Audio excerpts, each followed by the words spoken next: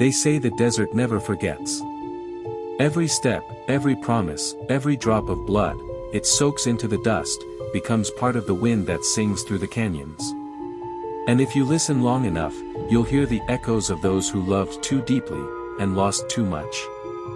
This is the story of Elara Vale, the woman who tried to outrun her fate beneath the blood moon over the red mesa. Elara wasn't made for the desert. Her hands were too soft, her words too careful, her eyes too full of rivers and rain. She came from the east, where the hills rolled green and the air smelled of lilac and laurel. But she had a heart that longed for the wild. And the wild, it always gets what it wants. No one knew exactly why she came west. Some said she was running, from a man, from a scandal, from herself. Others whispered she was following a dream she'd seen in her sleep, a vision of a mesa painted red beneath a rising moon. Either way, she came with little more than a horse, a journal, and a silver locket she never let anyone touch. She settled on the outskirts of Raven Hollow, a place so small it barely cast a shadow. A town of drifters, saloon girls, gamblers, and men who smelled of dust and sin. And that's where she met Cassian Gray. It was the night the storm came. The kind that splits the sky open and makes the earth remember it's alive. Elara had just finished locking the shutters of her little cabin when she heard it, a sound, faint and desperate, beneath the howl of wind. A horse's cry. Then a man's. She found him collapsed by the creek bed, blood darkening his sleeve, a pistol half buried in the mud.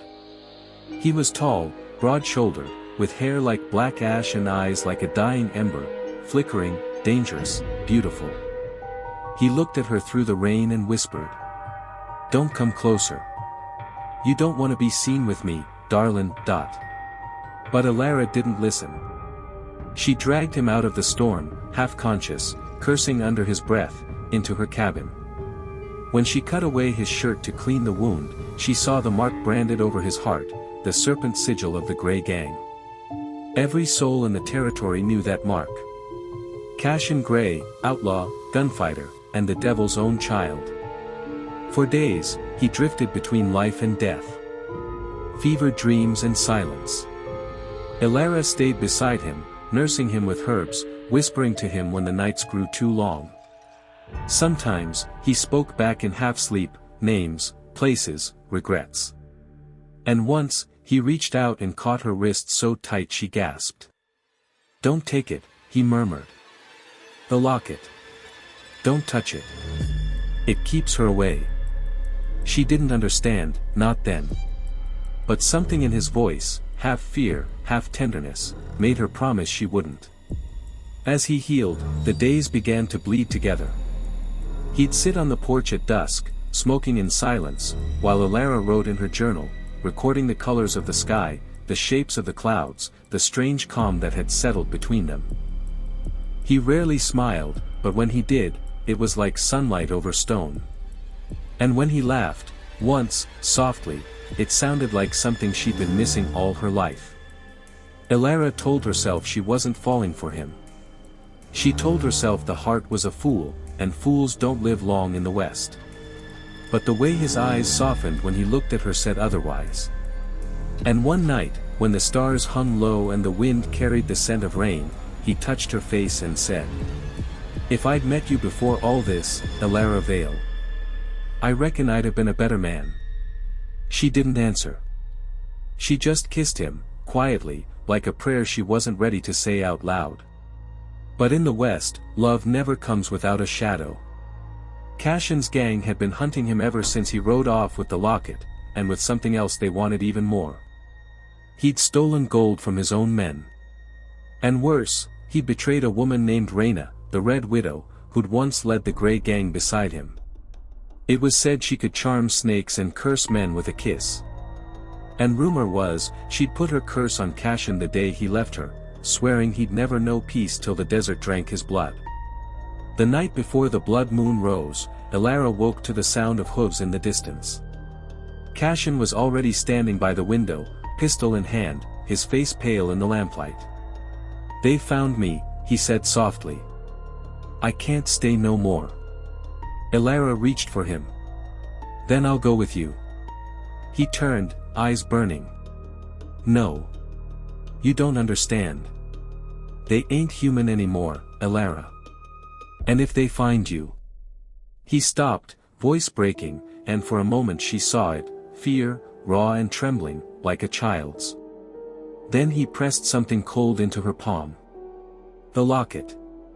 If I don't come back, you keep this safe. Don't open it, no matter what you hear. And before she could speak, he was gone, riding into the storm beneath a blood-red sky. And that was the last time anyone saw Cassian Gray alive. But it was only the beginning of Elara's haunting. They say the storm that night tore through the mesa like a living thing. Lightning danced on the ridges, and the sky bled red before dawn. Elara waited by the window until the lamp burned out, whispering his name into the dark. But Cassian Gray did not return. Not the next morning, nor the day after. Only the silence came back, heavy, watching, endless. By the third day, she felt it. A change in the air, in the way the wind sighed across the plains. The world seemed to be holding its breath. That's when she saw the smoke, a thick, dark plume rising from the direction of Red Mesa. She rode hard. Dust stung her eyes, tears burned her cheeks, and every hoofbeat echoed like a heartbeat too loud. When she reached the mesa, the world was fire. The ruins of a hideout lay in ashes, and among them, bodies. Men she recognized from wanted posters. And there, beneath the half-burned awning of an old saloon door, she found a single silver spur. Cassian's. Her voice broke the silence then, a sound not quite human, not quite sane. She screamed his name into the wind until her throat was raw. The sheriff in Raven Hollow said it was bandits. Said they turned on each other, killed themselves over gold. But Elara knew better. She could feel it, like a heartbeat beneath the earth. The fire had started from rage, not greed. And somewhere in those ashes, she swore she felt Cassian's shadow still reaching for her. She searched the wreckage until night fell. All she found was a half-melted locket chain buried under the dirt. The same one he'd placed in her hand the night he left. The locket itself was cold. Too cold.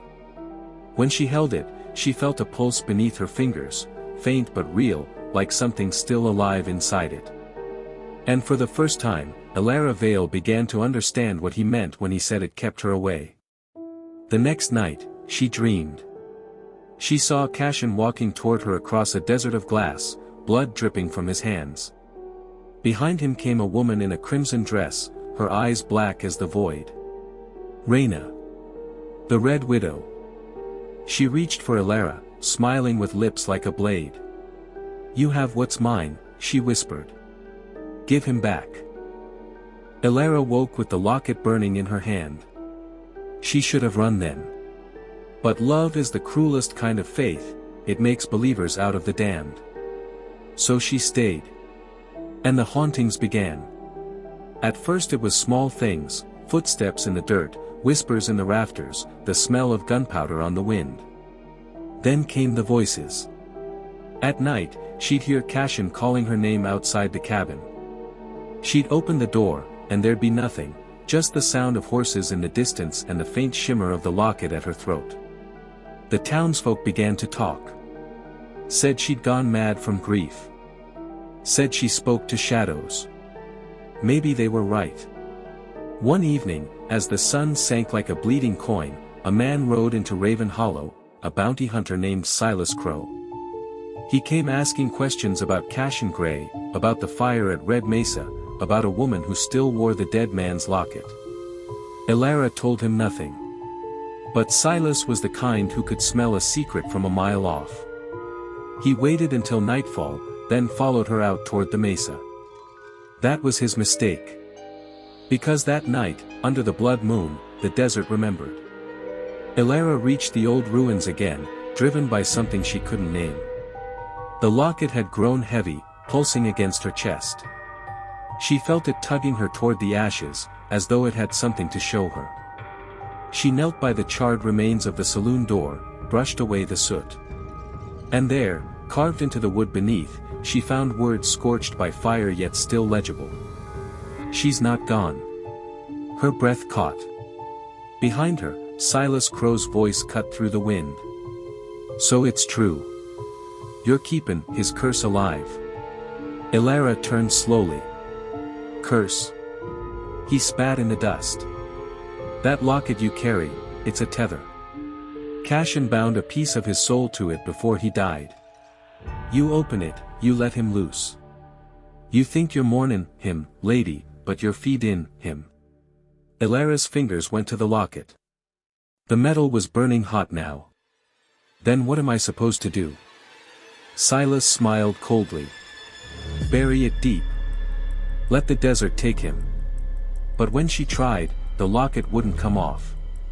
The chain had tightened, biting into her skin. She felt something inside it move. A whisper brushed her ear. "Don't listen to him, Elara."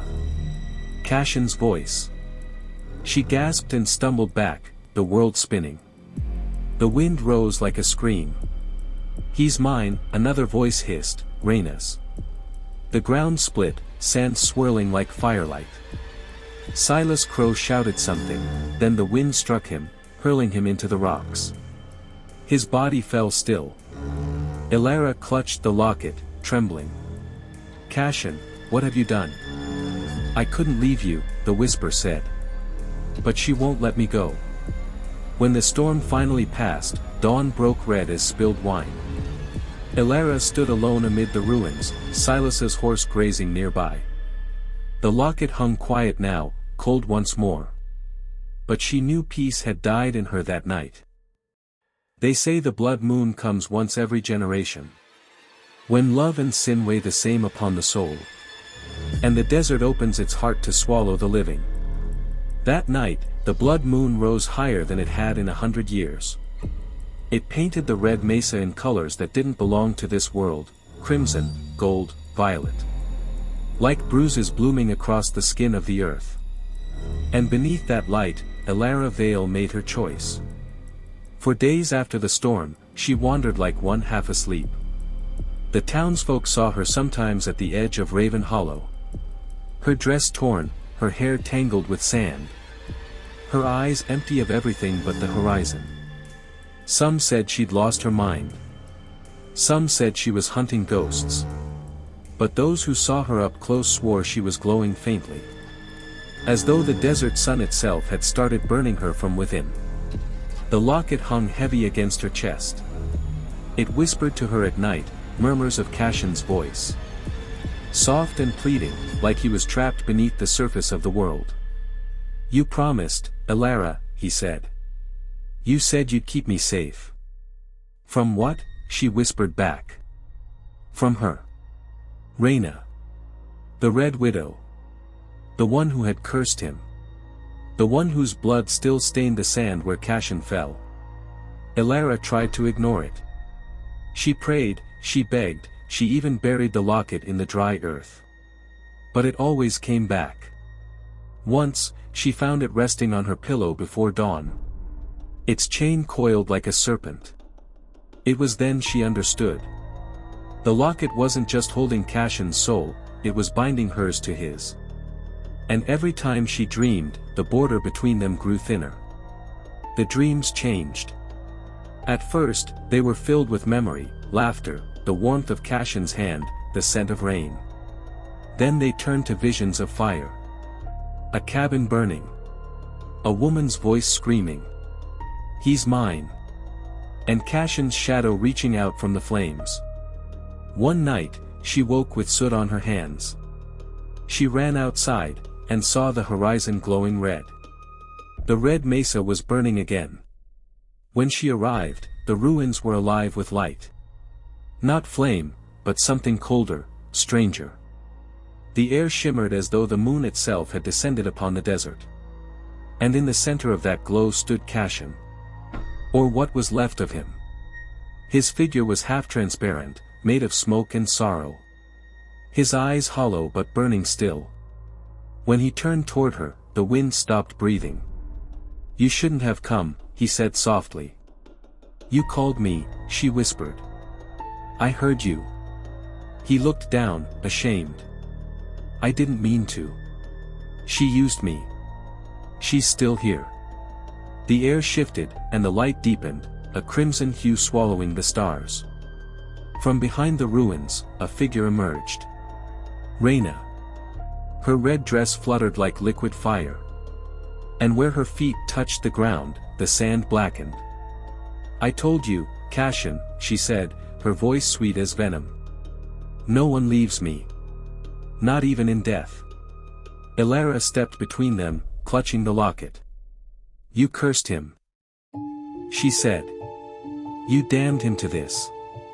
Reyna smiled. He damned himself. I only made sure he remembered me for eternity. Cassian's jaw tightened.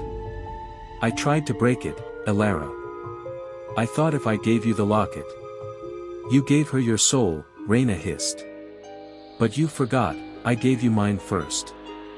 Lightning cracked across the mesa. The ground split open, glowing red from beneath. Elara felt the locket pulse in her hand. Then tear itself free, floating between them like a living thing. Inside its silver shell, a light began to grow, golden, blinding, screaming. What is it? Elara gasped. Cassian whispered, it's both of us. And then the locket shattered. The desert went still. Even the moon seemed to hold its breath. Cassian fell to his knees, his form flickering. Reyna staggered backward, clutching her chest. And for a heartbeat, Elara saw something human in her eyes. Grief. Regret. I loved him, Reyna whispered. Before he loved you. Then her body dissolved into dust, carried off by the wind. Cassian reached for Elara, his hand trembling, fading. I never wanted this, he said. I just wanted time. She knelt beside him. Then take mine, she said softly. And with that, she kissed him. When the dawn came, the fire was gone. So was the Red Widow. So was Cassian Grey.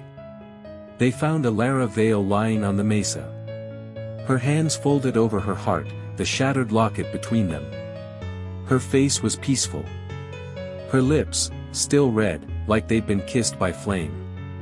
The townsfolk buried her beside the ruins, under the blood moon's shadow. No one went near that place again. But sometimes, when the wind blows just right, you can see two figures walking the ridgeline at dusk.